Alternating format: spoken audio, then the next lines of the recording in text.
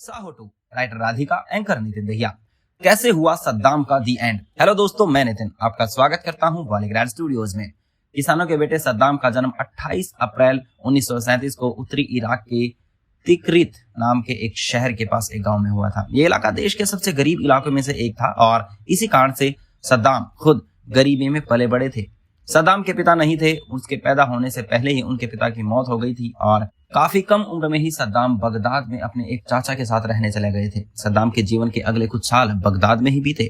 1957 में Saddam bath party, जो कि एक राजनीतिक पार्टी है, में शामिल हो गए। सद्दाम के जीवन में हलचल से भरे बदलाव की शुरुआत तब हुई जब उसने इराकी प्रधानमंत्री अब्द अल करीम कासिम की हत्या के लिए बाथवादियों के किए गए असफल प्रयास में भाग लिया। सद्दाम इस प्रयास में घायल हो गया और अपने जुर्म से बचते हुए पहले सीरिया और फिर मिस्र भाग गया। सबकी नजरों से खुद को दूर रखते हुए सद्दाम ने काहिरा लॉ स्कूल में भाग लिया। वहां एक साल पढ़ने के बाद 1963 में वापसी बगदाद आकर बगदाद लॉ कॉलेज में अपनी पढ़ाई जारी की। उस समय इराक की सत्ता बैथिस्टो के हाथ में थी, जिसे उसी साल उखाड़ फेंका गया और सद्दाम ने इराक में कई साल जेल में बिताए। सालों बाद जेल से बाहर आया सद्दाम अब बाथ पार्टी के नेता बन चुका है। 1968 में इराक पर कोई दूसरी पार्टी सत्ता में थी, जिसका सद्दाम और उसकी पार्टी ने बड़ी चालाकी से तख्ता पलट किया और इसी के साथ बाथ पार्टी सत्ता में आई। सद्दाम ने देश के प्रमुख राष्ट्रपति के साथ अपना नाम बनाते हुए इराक में सत्ता संभाली, पर समय बीता और सद्दाम ने एक अलग ही रूप दिखाना शुरू कर दिया। सद्दाम ने 1979 में सरकार पर खुले नियंत्रण का दावा करना शुरू किया।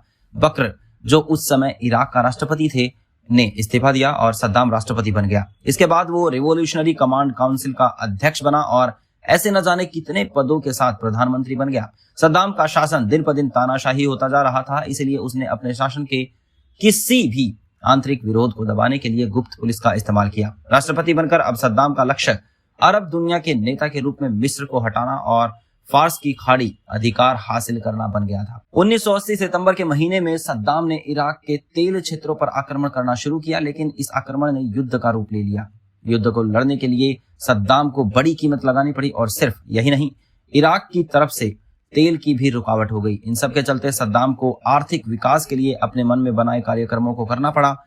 ईरान इराक युद्ध 1988 तक जारी रहा। इतने लंबे समय तक युद्ध लड़ने के बाद आखिरकार दोनों देशों ने संघर्ष विराम को स्वीकार कर लिया, जिससे लड़ाई समाप्त हो गई। इस युद्ध की वजह से इराक के ऊपर बहुत सारा विदेशी कर्ज आ चुका था, पर इसके बावजूद भी सद्दाम ने अपनी सशस्त्र सेना का निर्माण करना जारी रखा।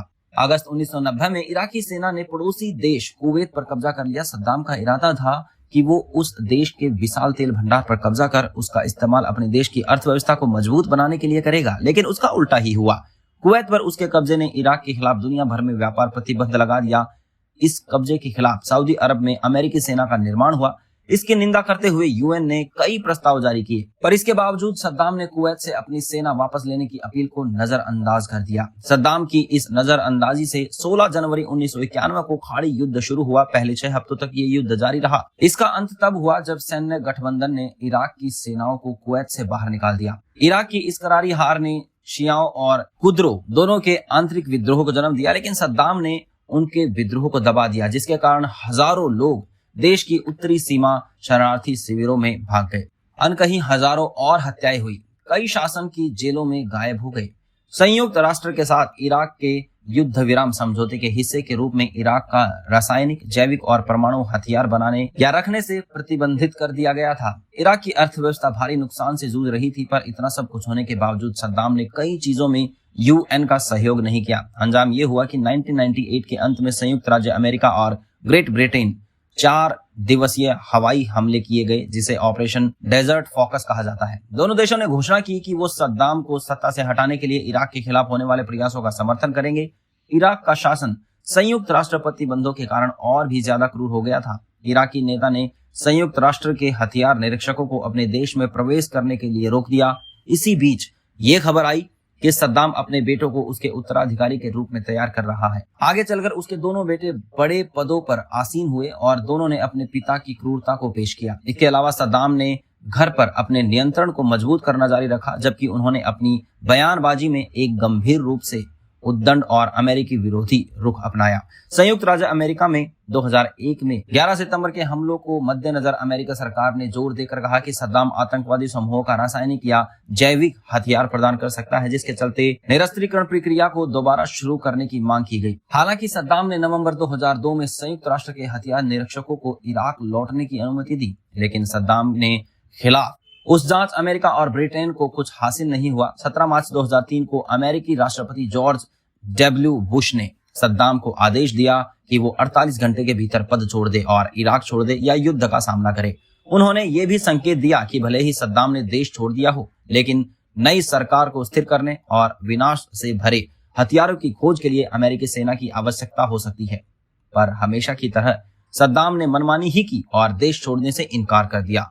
इस पॉइंट पर आकर अमेरिका ने अपना संयम खो दिया और 20 मार्च को दोबारा इराक पर हमला कर दिया।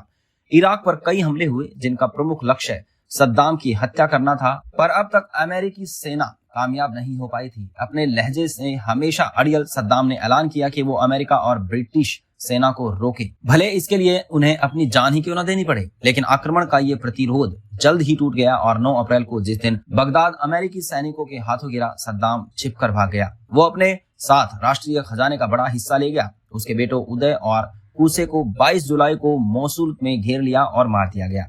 5 महीने बाद 13 दिसंबर 2003 को अमेरिकी सैनिकों ने सद्दाम हुसैन को तिक्रीत के अपने गृह नगर के बाहर 9 मील की दूरी पर 6 से 8 फुट गहरे छेद में छिपा हुआ पाया।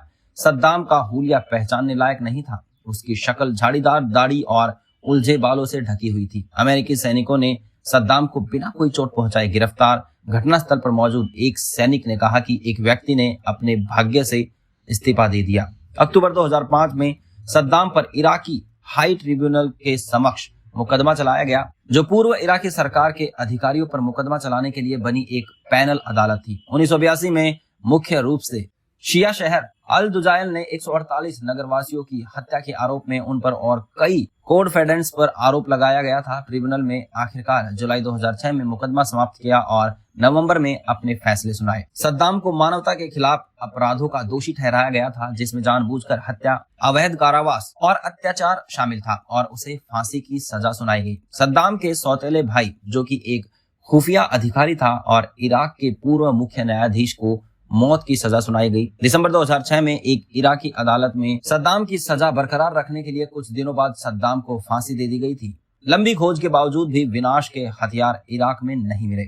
सद्दाम भले ही एक बुरा इंसान था, पर उसका व्यक्तित्व एक तेज खिलाड़ी जो अपनी जिद पर अड़ा रहता है जैसा था। सत्ता की होड़, एक के बाद एक नए विरोध, चोरी और छिपना छिपाना। सद्दाम के जीवन की इस कहानी को साहो के पार्ट 2 की तरह देखना दिलचस्प होगा। आपकी क्या राय है? हमें कमेंट्स करके जरूर बताइएगा। धन्यवाद।